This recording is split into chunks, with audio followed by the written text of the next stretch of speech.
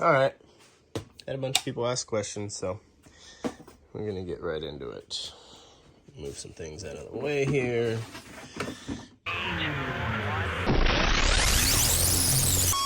Take this off. I mount it that way for travel, so it's not bouncing up and down. See the mount there? It rests on that. I'm not going to leave it like that permanently. See, right now it's pulling the foot pedals back. I don't know if you can, can't see that. Anywho, drop that down, give you a quick idea how this works.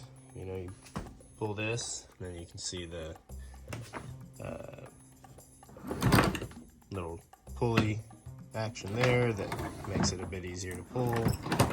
I'll give you guys a better view. So I mean, that definitely gets us out of the water. Does what it needs to. And then that's in another video. So if you want to check it out and you haven't already subscribed, please do so. Check out my Instagram, all that fun stuff. This is the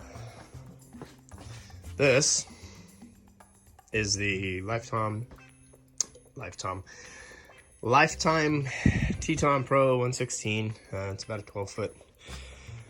12-foot kayak there. I'm actually right now looking for, keep all my little things here. Okay, these, right? Those are important tools when you have children, right? If you got kids, those are probably some of the most important tools you can have when you're trying to mess around with stuff on your kayak. So I do save all my little parts, doodads here. There it is. Bam. Give you guys an idea how this works. You know, the Lifetime Teton Pro has these adjusters, right? And they slide back and forth, so you can set your for your height, basically your foot stops for your height. Mine obviously has changed. I got the risers set up again. Different video. So the two pieces that are involved in this are your pull rod, and this is like a clicker, right? So it goes into these little pieces as you adjust it. But now, because I've got this set up, as you can see, pushing the pedal, right, steers it. I didn't go with the long arm setup that, you know, that sticks out, because I didn't want that much throw for the steering, right? So if it's a long arm that comes out here, and you want to turn 90 degrees to the right, you end up having to push that pedal farther to get your trolling motor all the way to the right. Whereas the way that I have it set up here, I had this little clamp. I just used a pinch point. You know, you can accomplish this any number of ways, but now it's I mean, you see, it's like 2 inches, and I've got 90 degrees of steering, right? So it doesn't take a whole lot of travel for me to get 90 degrees of steering. It doesn't take a whole lot of force. And the other cool thing is that, I don't know if you can see it, but the other cool thing is in a pinch, if I need to raise my prop up, when I pull this back, right, this is the Night Eyes cam lock system. So when I pull this back, it locks that into place, right?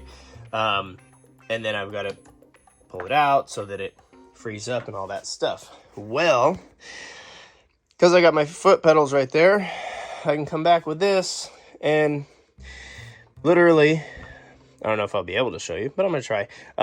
Basically, this is like pushing both feet in, right? So when I push both feet in, that comes right up, and I'm good to go. And then I let it down, and you know, give it a little right foot, and that straightens out.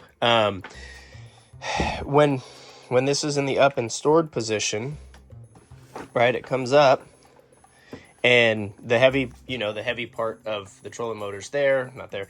So this naturally ends up rotating over. That clamp goes above there, and we're back into a stored position, and it works well. I feel like I skipped around. Yeah, how does this work? Real quick. All right. This is a super easy mod to do on a Lifetime kayak, any of the Lifetime kayaks with this rail system on it, which works great, right? There's a little clip right here, and I may or may not be able to do this with one hand. We'll see. I don't know. Oh, that's right. Start from the bottom, and I got lucky. There we go. It'll pop that off. Slides right out. Not a big deal. Look at the way this rope is run. There's a gap there, right? Plenty of room, and there's a channel there. So this, I know this isn't great with one hand, but if you have one of these, then you'll know what I'm talking about. That paracord runs through that channel, and you're good. It then comes around, and I see people drill into the foot pedals and all that different stuff. That's fine if that's how you want to go about it. I chose not to. I run it through that channel. It you know, fits in there just fine. Obviously that paracord is not as thick as that channel, so I don't have any issues. I mean, you can see here, I mean, that's months of use. If I got to replace $5 worth of paracord every 2 years because it wears out, then I'll probably do that anyways. Oh man, this thing wore out. Well, if it's a serviceable part and they wear out, then buy another one and replace it. You know, kayaks don't last forever. Phones don't last forever. How many phones have you had in the last 15 years? I'm sure there's gonna be that one guy in the comment that still has a Nokia 9150 or whatever, but serviceable items need to be replaced. So this system, it does have some wear points. I've tried to reduce friction and reduce wear a little bit by routing, and I'll show you the rest of it. So back to this. Foot pedal goes right up there. Cord runs there. The way that I have this cord run, by the way, it's pretty out of the way. It goes right through that channel. Okay, runs along here. Just runs on the side. Comes up here, and then I found these rings at Ace Hardware. I mean, you could use any number of things. I literally just have them zip tied right to some eyelets. They're just a smooth ring that guides the rope, you know, in the places that I need it. This one goes up through here. That's for the trolling motor. The other one I've got down here on some eye rings, and that's for steering. So that all works fine. These, by the way, a little bit of a pain in the butt to get off. Hopefully I have the original video where I made a quick video on this, and if that's the case, I'll cut to it now. That's gonna allow you to now slide this whole assembly forward, right? I'm trying to do it without shaking the camera. It's really not, there's not that much resistance. But once you do that, the way that this works is it's a keyed rail system. This here does what pushing down on this lever does. See how the back of that lifts up? You have a bar that goes right up through there.